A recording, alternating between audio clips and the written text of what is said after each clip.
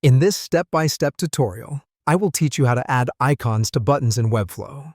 Icons are a great way to add a visual aspect to your website, making it more engaging and user-friendly. Adding icons to buttons in Webflow involves a few simple steps, such as downloading an icon font, uploading the font to your project, selecting the appropriate icon, and finally incorporating the icon into your button. Kick off the process by seeking out and downloading an icon font. There are several platforms where you can find these, including well-known ones such as Font Awesome or Google Fonts. These platforms come with a plethora of icon styles to choose from, ensuring you can pick one that aligns with your brand's aesthetic and design. Once you have downloaded the icon font that you prefer, the next step is to upload these custom font files to your Webflow project. You can do this by heading to your project's settings.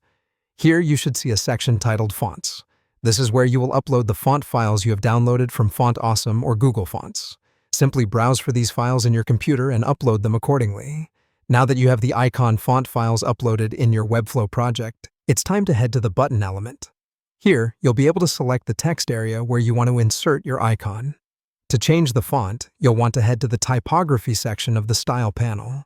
This is where you will find options to change the font to your newly uploaded icon font.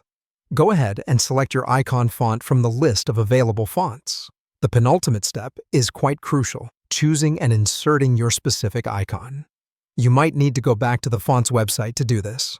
From here, copy the specific character for the icon you have chosen. This character will serve as a placeholder for your icon. Finally, with the copied character ready, navigate back to Webflow and specifically to the button's text field. Paste the character into this field.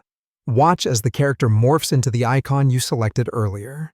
And there you have it. Your Webflow button now has an icon. So in this tutorial, we have gone over everything you need to add icons to your buttons on Webflow. By following these steps, you can add a unique visual element to your website, which will make your website more engaging and visually stimulating.